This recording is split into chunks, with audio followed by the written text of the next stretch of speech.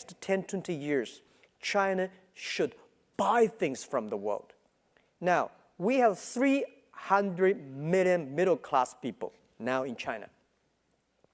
Think about it. In 10, 15 years, we are going to have 500 million people in China become middle class. Everybody, welcome. I want to welcome everybody here in the audience and everybody online to the 2015 Encore Award presentation. I'm Jeff Yang, and I'm the chair of the selection committee. And on behalf of the Graduate School of Business, we are all very grateful for your coming to this evening to honor this year's winner, the Alibaba Group. The Peninsula chapter of the Stanford Business School Alumni Association created the Entrepreneur of the Year Award in 1977 to recognize the entrepreneurial spirit of companies springing up in Silicon Valley in the late 70s. The first honor was given to the CEO of Rome Corporation, Ken Oshman, in 1977. After 5 years of honoring CEOs of innovative companies, the award was changed to the Entrepreneurial Company of the Year Award, and since then, 37 companies have received this award. Apple actually won it twice, first in 1981 and then second time in 2005. And tonight, Alibaba Group will be the 38th recipient award winner and the first international winner of the award. So, congratulations.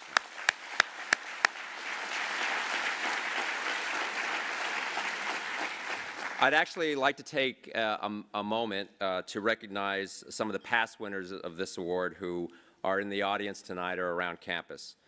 Jerry Yang, of course, who was going to be speaking tonight, the founder of of Yahoo, winner in 1998. Chuck Schwab, founder of Charles Schwab and Company, winner in 1999. Reid Hoffman, founder of the 2012 winner, LinkedIn, and Reed Hastings, founder of Netflix, last year's winner. Thank you. Before we get started, I just want to thank a few people for supporting this event, in addition to all of you who have come here tonight, and that is Catalyst Partners, Benchmark Capital, Evercore Partners, General Atlantic, Redpoint Ventures, and Sierra Ventures. Thank you for your support. And then finally, on the thanks, I want to thank the selection committee that worked tirelessly to help with this selection. Peter Fenton at Benchmark, Stu Francis at Evercore, Chuck Holloway from the Stanford GSB faculty, Jeff Jordan from Andreessen Horowitz, Steve Jurvetson from Draper Fisher Jurvetson, Joe Lacob of Kleiner Perkins and the Warriors, Frank Quattrone of Catalyst, Dave Z at Greylock, and Peter Wendell at Sierra. Thank you for your help. Now on to tonight's program and tonight's winner. Let me tell you a little bit about how we select winners, and let me tell you about why we selected Alibaba. So each year, the company picks a company which has distinguished itself in creating and fostering the entrepreneurial spirit beyond all others. We look for companies that invent and reinvent themselves and industries.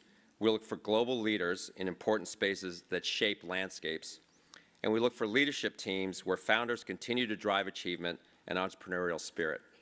And we think Alibaba does all that and more. Alibaba Group was founded in 1999 and headquartered in Hangzhou, China, is the world's largest online mobile commerce company.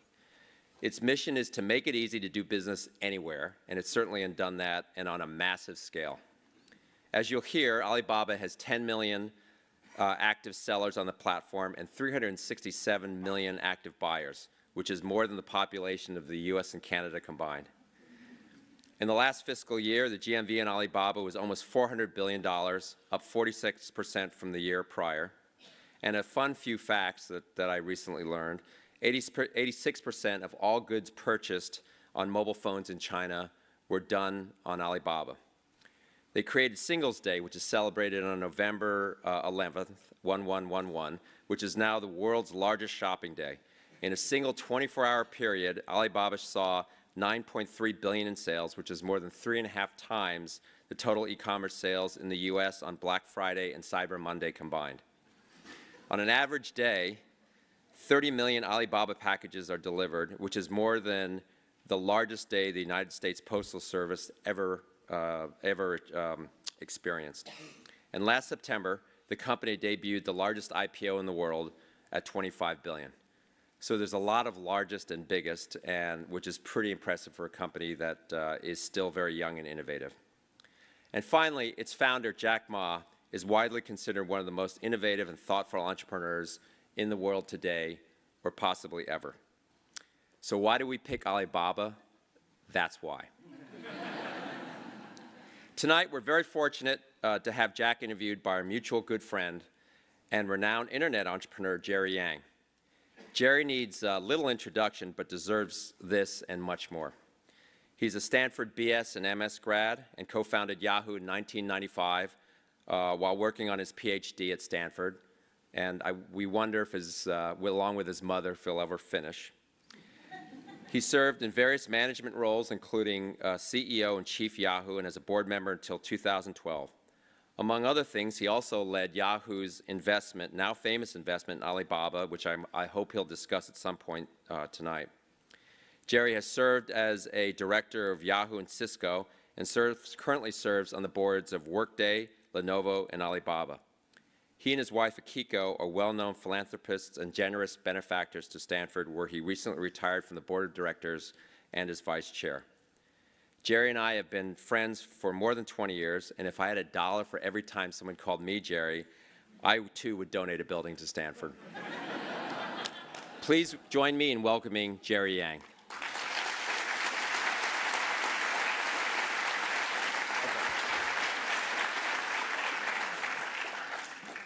Thank you, Jeff.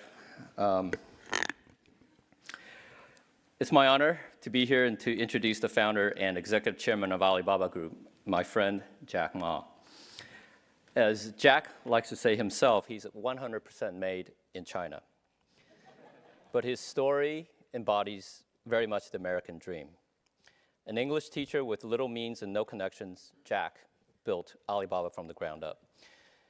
He was born in Hangzhou, the Chinese city that was made famous by Nixon's visit in 1972. And he learned English by riding his bike to a hotel, I didn't know this, every day for 9 years and volunteering as a tour guide, practicing with tourists. Then on his first trip to the US 20 years ago in 1995, Jack first saw the internet and realized the potential to connect people within and outside of China. He founded Alibaba with a group of friends in his apartment in 1999. From the beginning, Jack and his co-founders shared a focus on the small business and entrepreneurial community. It was their collective belief that by leveraging technology, it would bring small businesses across China into the global economy. Now, Jack is an unlikely tech entrepreneur in that he openly admits he's never written a line of code. But he is a visionary in every sense of the word. In just 15 years, Alibaba has become the largest online and mobile commerce company, as Jeff mentioned.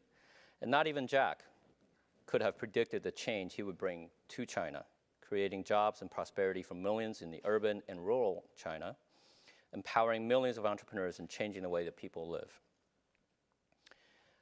Not only live, but shop and work online in China. And before I bring Jack up, we're going to run a brief video. Can we roll the video, please?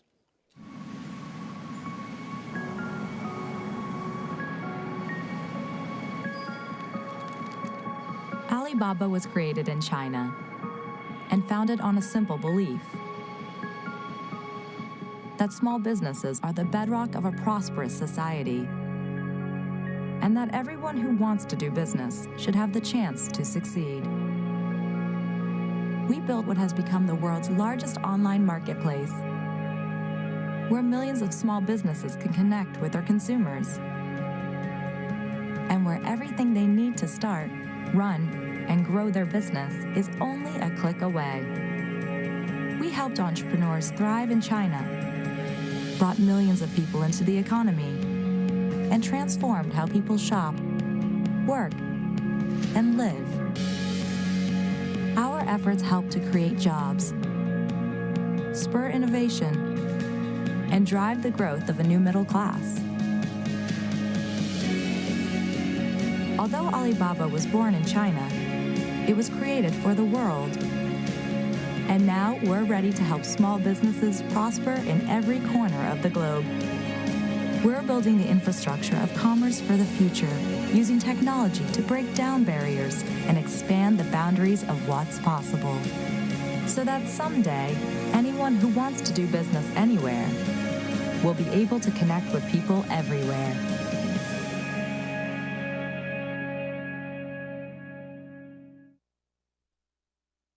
Please join me in giving a very warm Stanford welcome to my friend Jack Ma.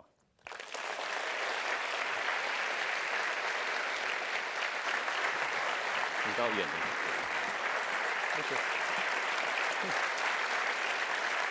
Thank you.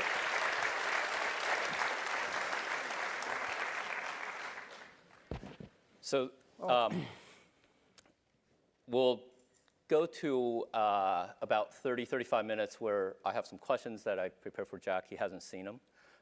So hopefully we'll make it somewhat entertaining. And then Alicia, where's Alicia? So she'll wave at me, and then we'll do some Q&A. We have mics set up, and I'll talk about that when we get to it. And it is a fireside chat. Where was my fire? It's fireside chat, so the GSB was nice enough to provide a little picture of a fire. Although with 95 degrees out there, I'm not sure we needed any fire. Jack, yeah. We were both in Seattle. I'm not reading my email. I'm reading my notes here. We were both in Seattle last couple of days, and you were part of the delegation that traveled with President Xi.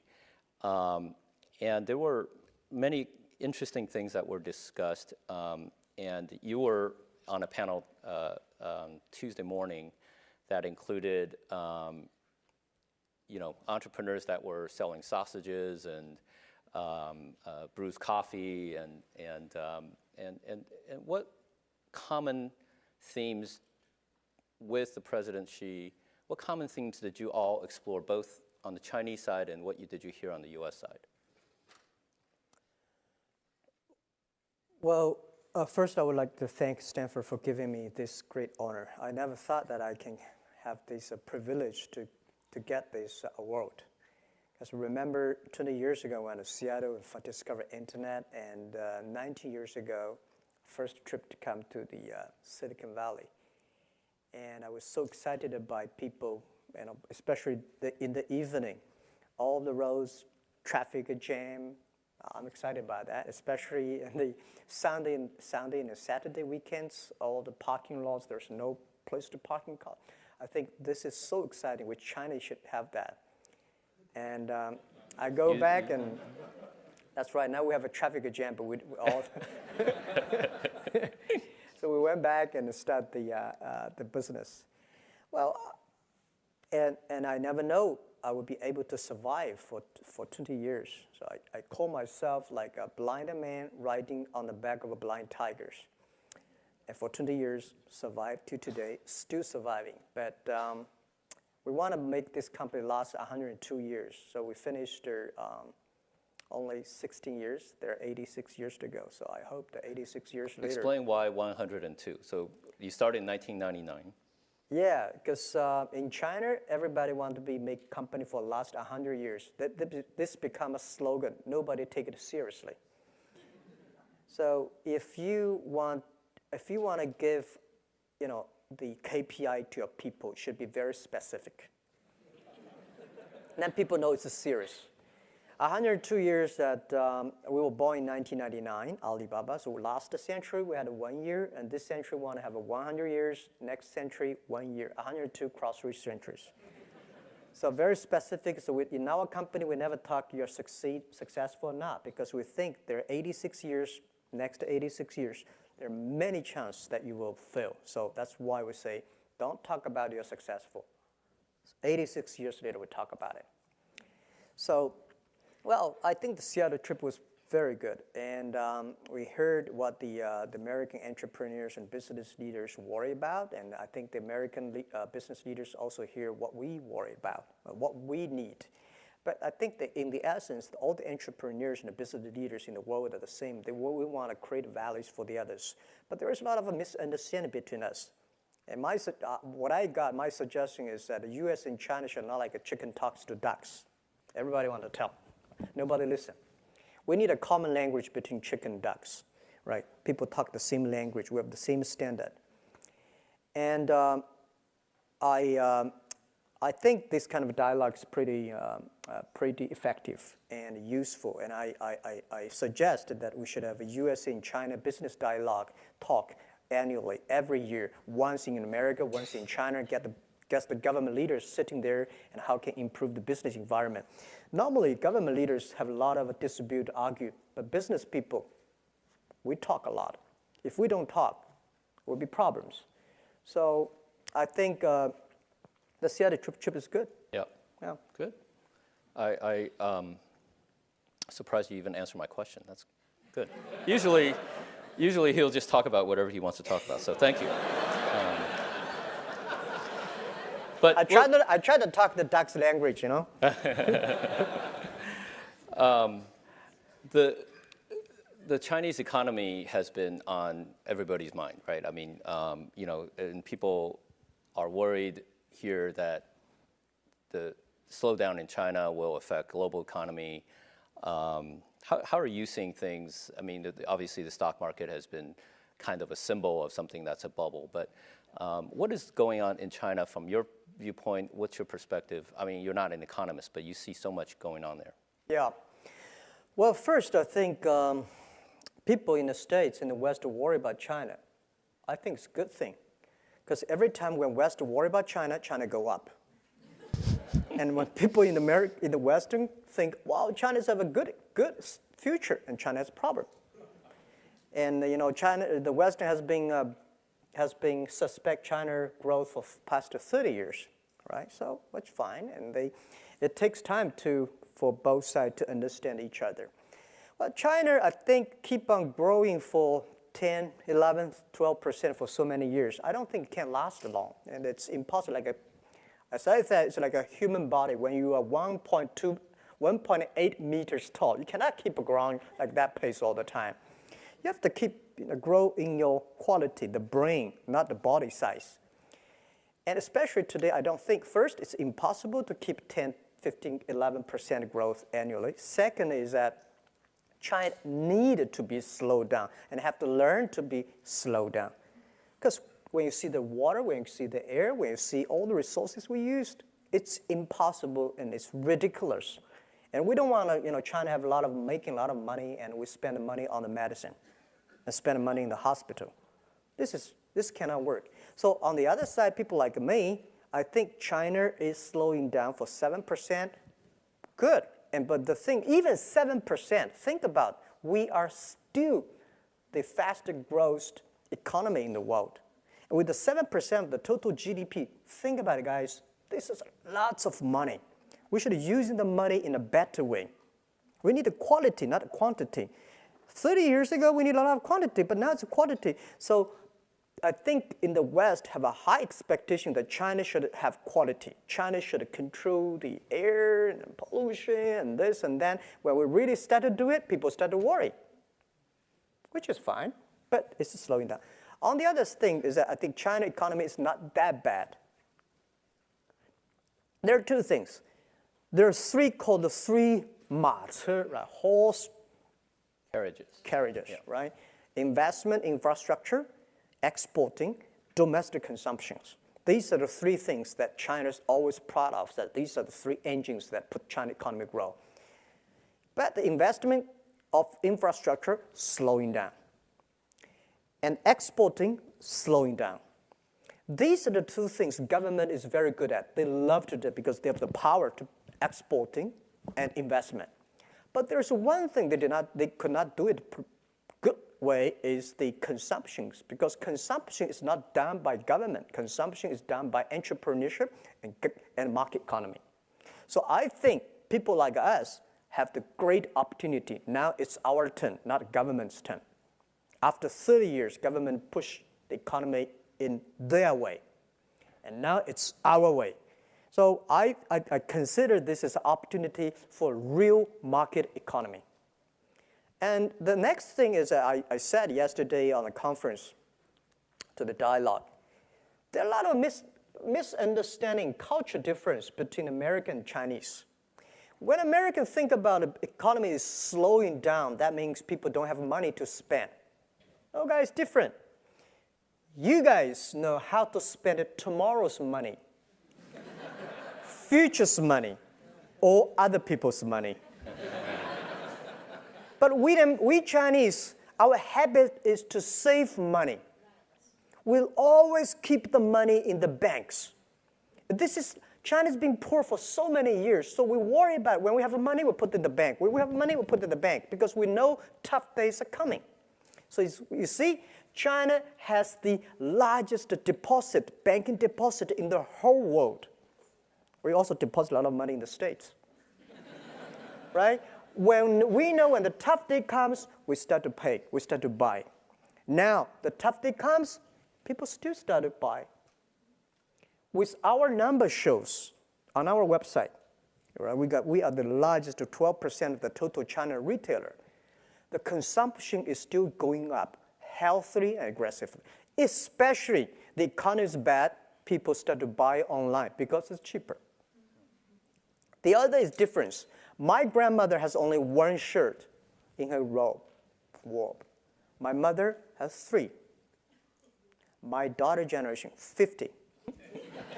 And 48% of them, she never wear it. This is called domestic consumption. And we have to build up this kind of a behavior and make people start to spend money. And this is something the government is not good at.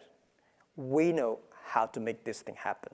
So I think generally, I'm a positive, but next to 2 or 3 years, maybe I have problems. People say, well, anti-corruption, this. But think about it. Anti-corruption and rule by law is laying a great foundation for the market economy. You don't want to go do business by bribery, right? You don't want to have an unfair environment in China doing. So market economy is about rule by law, and market economy is about clear, transparent, and fair. And I think this year, that year, bad. But this is why we need entrepreneurship. This is why we need the business to drive the economy. So I'm a positive, and when people worry, I'm happy. When people are too happy, I start to worry. Because and don't worry about the things the president is worried about. Worry about the things that nobody worry about. And this is the opportunity. So I'm positive because I'm positive, but I'm not stupid. I know that we have problems, but we have to solve the problems little by little. And that's it. I think you're right in that for a consumption and a service economy to take off and drive China as the third engine, it is going to require more businesses rather than governmental policy. Yeah. So I do think that's an opportunity for not just Alibaba, but you're right in the middle of it, but everybody. Yep. By the way, the other thing is the new economy. You see the traditional business is going down, right? But the new economy is growing up tremendously. So not only the BAT, we have so many wonderful startups today coming up. And that is the rising star. And this is what China should go, not keep those things. Yeah, nobody can go back to yesterday. And even you want to go back to yesterday, even if you can go back to yesterday, you don't want to. So I think we are good. Well, I mean, my perspective from being there yesterday is that I think both the government leadership and especially the business communities are emphasizing that our differences are not that big in the grand scheme of things, and that the U.S. and China are going to have to be key partners to solve the world's problems in the next 30 years. So, so it is largely a collaborative effort, and I think Jack, if we collaborate, we could a lot of American dreams and Chinese dreams and world dreams. If we don't collaborate, it will be a nightmare. Yeah. Well, let's turn, and you're here tonight because of the entrepreneurial spirit of you and your founders. And obviously, when Alibaba started, it was no such thing as e-commerce. But before, if I may, before we get to Alibaba, you were kind of a serial entrepreneur because when I, in fact, you also know about government because when I first met you in 1997, you were in a government in between startups, I guess, and you always dreamed of creating something. And maybe you can talk a little bit about what did you see when you were at the government. You were coming off of another startup, and that everybody's very familiar with your story. But I think that part of it was very important to you because then you went back to Hangzhou and started Alibaba. Yeah. So maybe talk about that, and then talk about what did you end up seeing in 1999 that made you decide that Alibaba was it. Yeah. Okay. Good. Jerry knows me so well, and by the way, Jerry not only the entrepreneur, and he's a wonderful investor. He's probably one of the best investors in Silicon Valley, right? I'll give you my version. He's sitting on my board because very few people see the real things in his heart. He's so smart. I remember that the day when we negotiated with Yahoo, buying the Yahoo, get $1 billion. Today, people think it's a good deal, but at that time, it was a big risk. It's not easy. That many years ago, put $1 billion inside, and we were almost accept because we are not happy about this and that. And he's not. His CEO at that time, he was not the CEO, right? Yeah. And then he said, we almost are separate. And he said, call me. He said, Jack, can you come and tonight we have a drink? For final effort. He can't drink that much back then, so. Yeah. And then I said, okay. So he took me to a small, tiny Japanese restaurant, bought me big glass of sake. And we drink and try to convince me how wonderful Yahoo is. And after the drink, we say, okay, let's keep on talking good. The most expensive sake I've ever heard in my life. Well, now I'm pretty sensitive about a sake now. I know. I was going to invite you to some sake after this, but I guess I better. But I think that. But I'll continue to answer your question. Yeah. I went back to China with the Seattle dream of the internet. I believe this thing is going to change the world. I believe this thing will be big. But whether whether Jack Ma and his team can be successful, I don't know. I told the team somebody will be successful, but may not be us. We have to work very hard. So it were tough days in China, year 1996, 1997, and then we go nowhere because I borrowed $2,000 from my friends and families and relatives together. So we compete with China Telecom. They have money, they have the SOE, they're state-owned business. They compete with us. Finally, they cannot kill us because we want to survive. And we, of course, cannot kill China Telecom. So we had a joint venture. They have a 70%, we have 30%. And I was so stupid, I think they really love us. But they got us because they want to kill us. 7 boss seats, they have a 5, we got a 2, everything, without even say our idea, say we don't like it. So I said, maybe I should go to Beijing, join the government. Maybe they can help us promoting the internet. So we went to Beijing, joined the MOFTEC, Ministry of Foreign Trade, as a part-time job, contract for 14 months. Working inside, I found government can never, ever promote the internet, make internet business. Because the philosophy of internet is try to develop, how to make other people develop the business. But the government, they want to control at that time. So it's a totally different philosophy. They are smart, they're good people, but they think, how can I make it using internet to manage and control? But we think we should not control, making other people develop. So different philosophy, I think it won't work, so I left. And then during these days, I met Jerry Yang, all right? And then I think, well, no chance in the government, no chance in that, and then I believe we should not give up. So I was in a desperate and think a lot. Let's go do it again. So we went back to Hangzhou, start I invited the 18 my students and friends in my apartment. Year 1999, February 21st. We took the video. I was talking about the future. People look at me, this guy's crazy, right? But most people cannot find jobs. So I say, well, if you have an idea, let's do it. And then, well, good thing is that we keep all the video. Our company probably kept the most of the videos. And most of the companies. Yeah. Every meeting we had in the past 16 years, we videotaped because we know everything, every mistake we made, every decision made in the future, we will give our young people to study us. We're going to open in every 10 years what happened, why we make this decision, even discussing with Yahoo, why we make joint with Yahoo. We all videotaped. So someday we will open it. Yeah. So 1999, we started the business. And people ask, why not Beijing, Shanghai, why Hangzhou? I mean, now Hangzhou is this hub of entrepreneur and startups and tech, but back then... Back then, Hangzhou is nowhere. And I think at that time, Nokia was so good at that time. And I said, guys, where's Nokia? It's a thing that some small island headquarters there. It's not where you are. I don't see it's where your heart is, where your vision is.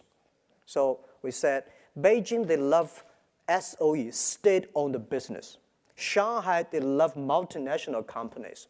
IBM, Microsoft, they embrace you. Startup, entrepreneur, forget it, right? So I said, if in Beijing, we're nobody. In Shanghai, we're nobody. If we go back to Hangzhou, we're the only child of the local family. So we started. Yeah. And local children are very much prized and well taken care of. And I think Hangzhou has benefited greatly by Alibaba, but I also think Hangzhou has always been very entrepreneurial in fostering what you guys have done. Yeah. So I have to rebut your story because, and maybe there's a video somewhere, but I think that one of the reasons we at Yahoo at that time, and it was 10 years ago. Yeah. So this is the 10 years of that deal. But it was clear to me that we at Yahoo could not have built a China business, and we had a product at the time that was competing with the Alibaba Taobao auction, and we were very successful in Japan. Yahoo Japan had built a really great commerce product, and so we thought we can use the same idea to build something in China. And then in that time, eBay was also there, and we were there, and we were competing, and we were just getting killed by this local company. And I said, what is this local company? And it's like called Taobao. And I was like, who's behind this? It's a guy named Jack Ma. And I remember saying, wow, is this the same Jack Ma I met years ago? And it sure was. Don't compete with me. Well, and that was exactly, and so the real, everybody can say, oh, well, what is great insight, and you put the money in, but we really picked the person that we felt like, if you can't beat them, you might as well join them. So we were very fortunate to join up with Alibaba and with you, Jack. So thank you. I think everybody here knows the brand of Alibaba, but because many of us in the States don't actually use your products and don't, we hear these numbers. What is Alibaba for the Western audience? How is it different from Amazon, eBay? I mean, is it similar? Is it different? Give us a definition of Alibaba from your perspective. Yeah, this is our fault because we don't have our services here that serve the American users. But I believe that most of Chinese guys here know about us. Have you ever used anybody using our service, Chinese guys? Oh, thank you very much. There's only 380 million of them, so Yeah. When that question later. I go to China. A lot of Chinese government organizations invite me to talk, and when I say how many people use them, very few. But every family using. So our strategy from year 2003 and 4, we say it's so difficult to change a successful people. Because they say, no, this one word. But it's good. Let's helping those people who want to be successful. So we focus on the young people. At that time, in ancient history, China, if you make the parents agree, the kids agree. If you want to marry, you have to convince the parents, not the kids, right? Today, different. If you convince the kids, you change the parents. So we focus on the young people that year. But by answering your question is that people say, Alibaba like American Amazon? No. eBay? No. Okay. This is the very traditional USA thinking. If there's no such model in America, they either don't understand, they don't like it, or they don't buy it. Right? So any model, they want to find one. So at the first day, well, who are you? Yeah, we are eBay. Is that eBay? Okay, yeah, so we understand, but we are not eBay. We are not an e-commerce company, although we have the largest e-commerce probably business in the world. We're not an eBay. We do not buy and sell. We help people become e-commerce company. We enable other companies to do e-commerce. This is the difference between us and Amazon. We believe every company should be an Amazon. Amazon is a traditional business, happen to have a website. Which we believe, whether right or wrong, we think every manufacturer, everybody should sell online. Right? Why you buy and sell? Too complicated. Why you want to buy and sell and deliver? Even more complicated. So we think we should making sure everybody using the e-commerce, using the payment, using the marketplaces, using the logistics system, using the data to build up their own business. So who are we? Yeah, we have the largest payment in the world. You probably don't know, we are 11 times bigger than PayPal, right? We are bigger than eBay plus Amazon together on the sales, and we deliver 30 million packages and more than that per day in China. What does that mean? Total USA package delivered today put together less than 30 million. So we have this business, but people consider us as e-commerce.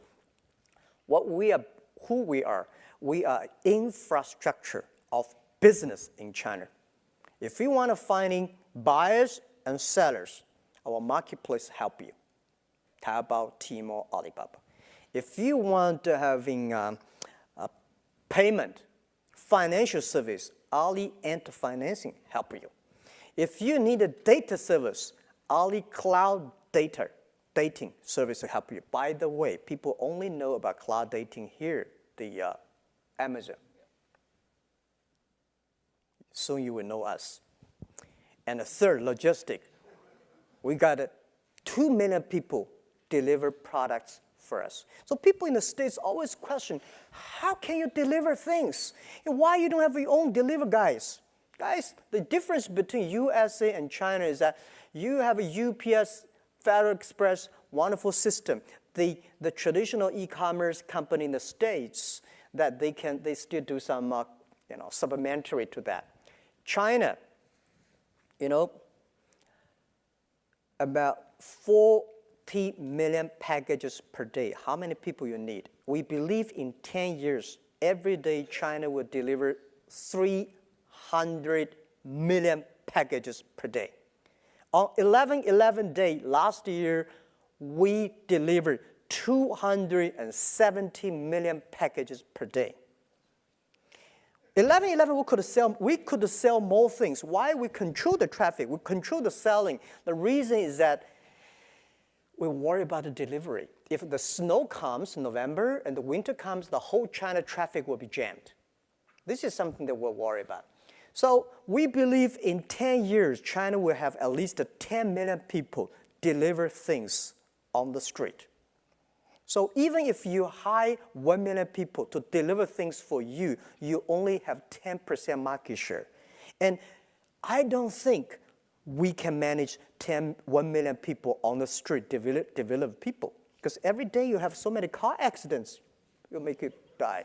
So we should encourage other people, enable other people to do it. So we are building up the infrastructure that we believe in 10 years, we hope, this is our mission, helping doing business easier. Any business, maybe 80 or 70 business in China, if you want to do business, finding customers, we help you. Financial services, we help you. Deliver services, we help you. Logistic, we help you, and marketing, we help you, and the other thing is data, we help you. So we are like a company building up that, which is totally different about people say, oh, how many GMV you have? Oh, how many packages? This is only small part of our business. Our vision is bigger. We just think that we don't want to be, we might be bigger than Walmart this year or next year. And I remember 7 years ago, the senior management, like a vice chairman or something, come to Hangzhou, of Walmart, we have a drink, and not sake. A drink, and I said, sir, in 10 years, we will be bigger than Walmart globally. He looked at me and said, young man, very good vision. But, I said, but you've always had this relentless focus around SMBs as your core constituency, if you will. I mean, you obviously care about consumers and blah, blah, blah, but you're enabling of these businesses on your platform, being their infrastructure. That's always been your focus all along. That's right. That hasn't changed. That has not changed. That's what my answer is, that we will be bigger than Walmart this year, but does not mean that we are good, because we don't want the world has another company who are very able of selling things. We don't think we should buy and sell. We should enable. So now there are 10 million small business power sellers in our site. We give them traffic. We give them the knowledge. We give them the data. We help them deliver, using the third party. So it's the 10 million small business combined together. They are the most powerful economy in the world, and we never change. I think we love small business. We love young people. We love women. Talk about that. Why don't you talk about the women? I never know. Before the IPO, there is American media, big media came to us, say, Jack, why so many women in your company? I say, anything wrong? Because we never know something wrong. And then we find more than 52% of our colleagues are women. Your senior management team. And senior management, 33% of the management are women, and 24% of the senior management are women. We have a women CEO, women CFO, women chief people officer. We feel proud because and by the way, 60% of our users are women. So we would love, we were so excited because this century, the difference between this century and last century is competition of muscle. This century is competition of a brain. So brain, I think women and men are same. And the other issue is that this century is trying to use a friendliness, care others more than care yourself. This is the difference between IT and DT time. So we find women care others more than men care others for others. Well, women have to care for husband, I don't know. You're going to get a lot children, of men very unhappy here. So. I'm telling the truth, right? And that is why we are supportive, because we find most of families, women make the decision what to buy.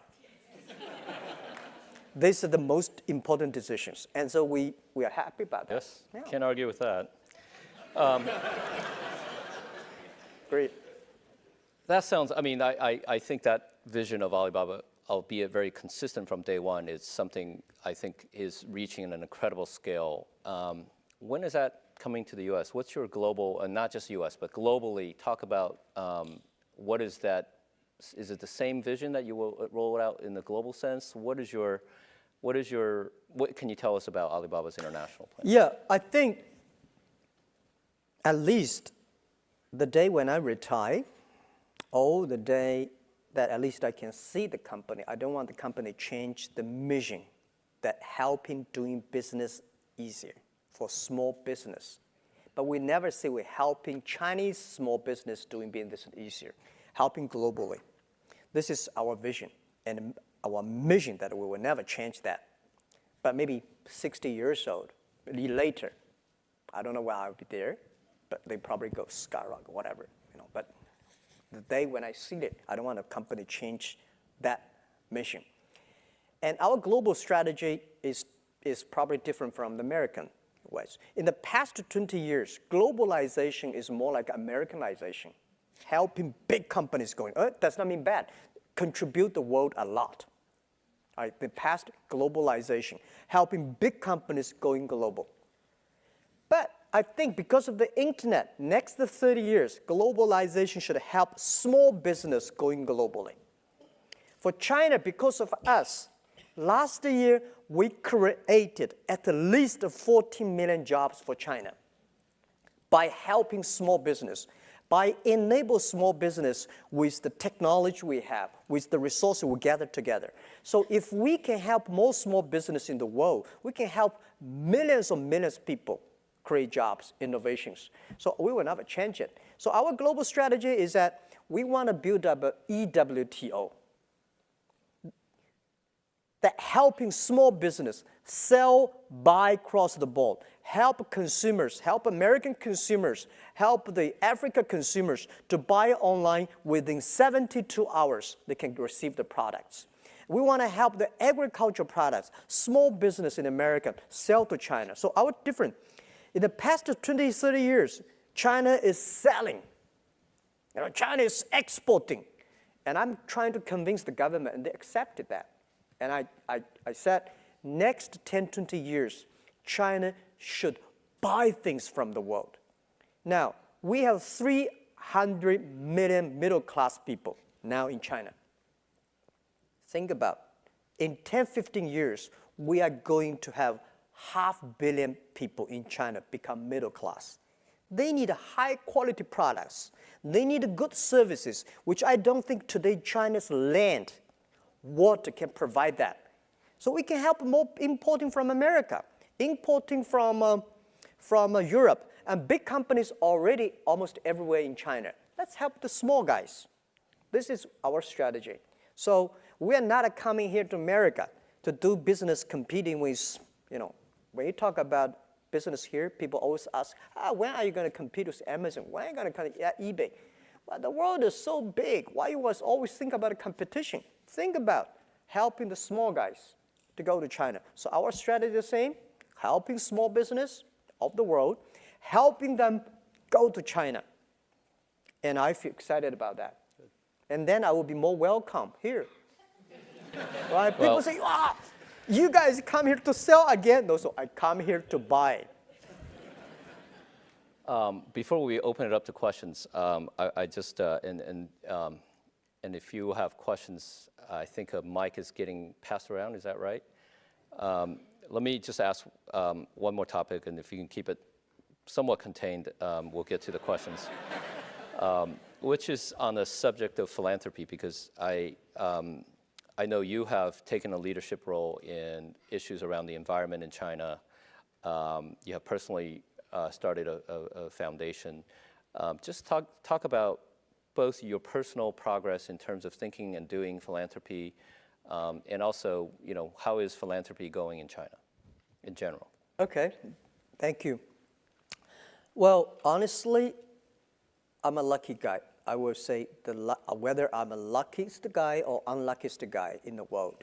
Unluckiest because I go nowhere. I don't have a privacy. I never thought I could be like that. And people say ugly looking, but I think I'm a unique looking person. Right? People but remember me. Nobody will call you handsome. I know that. So you have a terrible view of judgment. Well, so with my background, my family background, with my education background, I would be like -2 or -3 if this is 0. Honestly, because I know who I am from my father, my mother, and my aunts. Nobody in my family that is like a government officer, a business leader. That is why in the past 20 years, we never got even 1 cent from government, 1 cent from the China banks.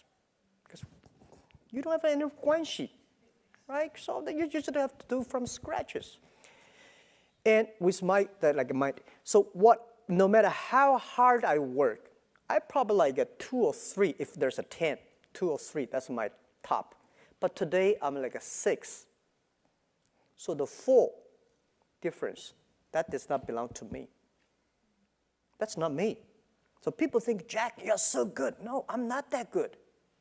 But people say you're the bad. No, I'm not that bad, right? Especially after the IPO, people say, wow, you are so smart. Wow, that I'm so, we're lucky, right? But so I know I said to myself, when you have like a $2 or $3 million, that money belongs to you.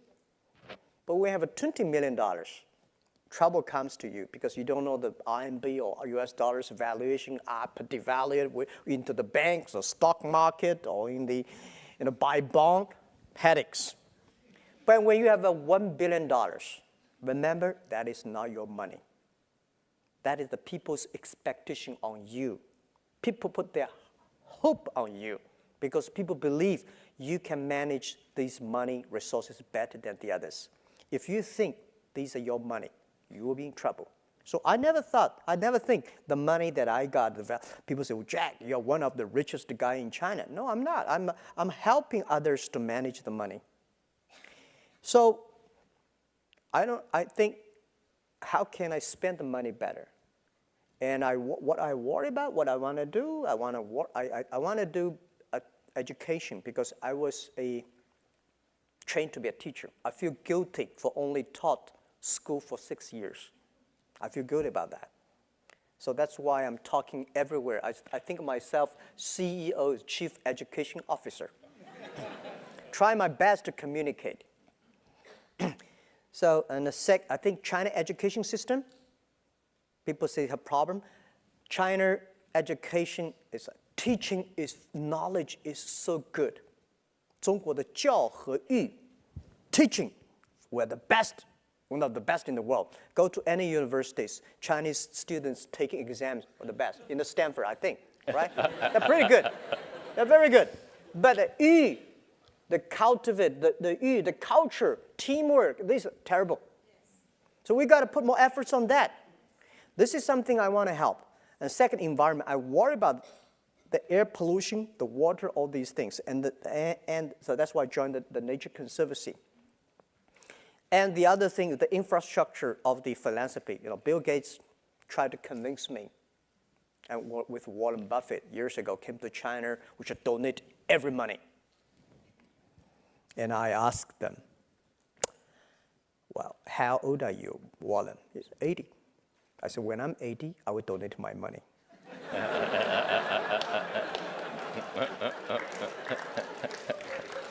I'm only 40. What is my philanthropy? China, you go to Beijing, Shanghai, they're rich places, but they are only small part of China. Go to the western part of China. So many poor, terrible places. As a business guy, create jobs, build more business, making sure people have jobs, making sure people have life, good conditions. This is the key, right? And the second, you can donate money to Bill Gates. Who should I donate money to? Red Cross? Who should I give money to? Because spending money is more difficult than making money, and especially for philanthropy. When you have a good heart, you should also have good knowledge and capability to spend the money. Otherwise, you are doing good thing with good heart with a terrible way. So I think what we were doing is to train people who can do philanthropy properly. So that's why we work with the Beijing University to have a first master degree philanthropy. Training people, develop people, how to manage the money, how to manage the projects, how to do things better, right? And I think we also have to work with the government to make a good policy for it. So when we build up this infrastructure, talents, and the policy, and I think they're coming. So China philanthropy is coming. But the key is we need good infrastructure. Like China business is good, but if the infrastructure is not ready, you go up and down, and go nowhere. So the money, which I'm going to put in education, environment, health. I worry about the health condition because the environment situation is going to cause China in 10 years health issues. And if we don't start to prepare it now, we are going to have a huge problem. So these are the areas I'm doing that. But unfortunately, I don't have plenty of time. So we are forming a team. And I think philanthropy, the easiest thing is about donating money.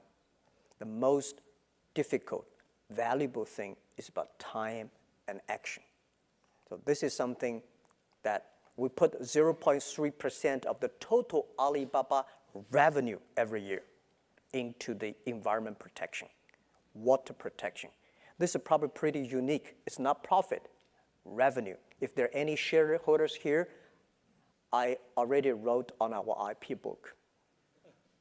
And we think this is right. If the community is good, if the people are healthy, the business will be healthy. This is what we believe. For you. Yeah. Well, you can see that Jack has. Thank you. Thank you. You have the same passion and vision for philanthropy as you do for your business. That's great. Okay, let's go to questions. I don't know how much time we have. I know we're running a little bit late. Where's the mic, Alicia? Somebody? Any question will be okay. Well, whatever, not right? any question, but you know. Jane, why don't you pick one and. Hello, my name is Emily Ma. I'm a lecturer here at the GSB. So I love the fact that you're fighting for the small guys, but there are over 400 million people in China who are not yet online. There's 4 billion people on Earth who are not yet online. Do you have some thoughts around that? Okay, yeah. First, the good thing is that we have 1.4 billion people in the world are online. And they are born in 1980s. This is our hope. Make these people successful. Make these people good. And then they will attract more people going up. Right? If the people who are online are poor, and then nobody will go there. I don't like Chinese movie. All the movies, Chinese movies, the heroes always die. Nobody want to be the hero. In American movies, all the heroes survive. That's why people want to be a hero. Right? So my philosophy is that making those people using internet successful, those small business using internet, if they're successful, our business will be successful, more people moving online. So the other thing is that we should work with the government and lower, more infrastructure, lower the cost of using the broadband.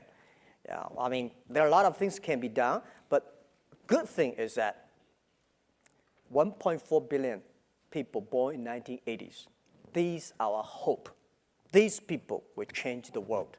My grandfather know the news by reading newspaper. My father know the news by radio. My generation know the news by watch TV. My children, they're using internet. They say, I want to get involved. This is the hope. So make these people online good, and they will help more people. Who has a mic? Okay. Hi, I'm from Egypt. My name's Ali. So one day I'd hope to have children that would call me Alibaba. But why is that the name of your company? That's the first part. Why is that? Why is it called Alibaba? Why is the business called Alibaba? Mm-hmm. The second question is, if you had to name the top 3 markets other than China, where you think that your business model is most applicable, can you list those? Okay, thank you. Why we choose the name Alibaba? Because we learned the name from Yahoo. We say, why this Yahoo strange name? But it sounds interesting. Then I was thinking about, if we want to build up an internet company that can help in small business, I mean, a lot. You know, I was walking around, I got this name in San Francisco downtown. I was thinking about what the best name, and then suddenly I think Alibaba would be interesting. So I was thinking about, there's a waitress came, have a dinner. I asked, do you know about Alibaba? She said, yeah. I said, how do you know about it? What do you know about it? She said, Open Sesame. I said, yeah, that's the name. So I walk on the street asking a lot of people, do you know about Alibaba? They say, yeah. And then we decided this would be Open Sesame online for small business. But unfortunately, the Alibaba name was already, domain name was registered by the others. So we're using the Alibaba online. We think this is called AOL. because,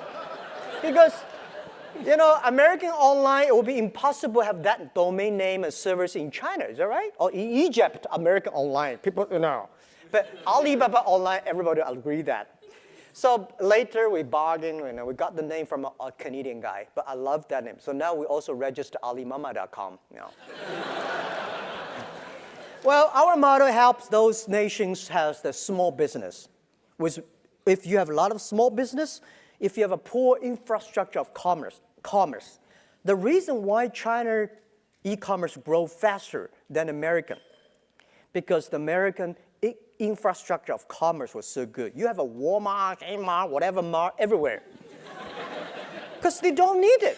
They do. But for us, we don't have that. So when internet comes, we become the main infrastructure. So I said, in America, e-commerce is a dessert. We in China, we are main course. And this is why those nations, if your e-commerce, of your commerce infrastructure is bad, internet e-commerce will be good. And for internet financing, same thing. America, you don't have internet financing, guys. You don't. We China have. Why? Because our financial system in China was too bad. When it is too bad, it's the opportunity. Now China rural areas, we go to the rural helping the villages. Villages, 10 years ago, no chance because people don't use PC. Too complicated to use PC. Today, everybody have a mobile phone. So villagers, e-commerce, internet grows so fast. So this is why maybe Indian country like Egypt, those with good population, poor infrastructure, young people, your nation has a great young people, it's a great opportunity. When you have young people, it's growth. But don't mean you have old people bad, but young people, you know, they are the changer, they're the shapers of tomorrow. We're getting old fast, so we better start. Why don't we take the last question from up on the top there? Hi, Jack. I'm glad to talk to you. I'm actually from China. I'm from Peking University for undergrad. I'm now a PhD in Stanford. I'm curious about what's your vision on 蚂蚁金服, 支付宝, and especially globally, Chinese people are trying to do business not only in China but also in States and also in all over the world, and people want to invest overseas. Do you think 蚂蚁金服 can help with the capital flow globally? Yeah, thank you. So probably here people did not know about, a lot of people don't know about the 蚂蚁金服, the Ali Ant financing. How many people know about Ant financing? Okay. One day everybody will know because you will use it. Ali Ant financing was coming from Alipay. It's a payment system because this was, we found this company year 2004 because people in China talk a lot on the e-commerce. They negotiate, they talk, but they don't buy because they worry about the money, give him and this guy run away. And this guy say, well, I send you things, I don't get the money. So I went to all the banks and tried to convince the banks, can you help me with the payment? The banks say, your business is too small, we don't want it. So we built up a very stupid service called Alipay. It's escrow services. If you want to buy things from me, you wire the money to Jerry. And Jerry will let me know. I got a product, got money, so I send the products. If you're happy, pay me. Not happy? Return the money, return products. That people say, year 2003, they say, this is the most stupid idea I've ever heard. Because why you don't use credit card? Guys, we don't have credit cards. So we made that. Well, remember, today, registered users, just registered users, close 1 billion people using that. And active, I don't tell the number, right? We're so big today on that. And later becomes the standard payment for China. And then based on that, we have all the datas. We have the datas, we have to build up the credit system for each individual. How much you buy, what you buy is that you pay the money in time and then sell all the system. So what蚂蚁金服the first is try to build up a credit system for China, the trust system. Without that, small business cannot do business. So today,蚂蚁金服, oh my God, it's a private company. It's so big. It's almost, if not bigger than Alibaba, the same size. And I'm happy because this thing is changing China's financial system. And we are also applying for license in the States. We are going to Korea, Japan, and India. And we think this is going to help millions of people in the world. By the way, I'll give you one example how powerful it is. We got a small loan license 4 years ago, giving loans. We don't have a deposit, giving loans. Within 4 years, we have given 1.5 million small business loans. And every average borrow only $5,000. We make decision whether we should give you money or not, lend you money within 3 minutes. You can borrow 1 cent, borrow for 1 minute, which all the banks got scared about that because the cost is so low. And how many people work for their loan department? 200 people. So 200 people giving loan for 1.5 million business. And this thing, I think, in the future is going to help millions of small business getting loan online based on credit. And the credit system we built up called the Sesame Credit. You buy, you sell the credit, all the things you get it. And the Sesame Credit today, good thing is a lot of government are giving visas to Chinese based on Sesame Credit. And if you want to rent a house, people check your Sesame Credit. And the funny thing is, last month, people find boys and girls. See your Sesame Credit. And this is something we're changing China. I feel proud of that. But we will definitely be in Thailand. Yeah, this is what we want.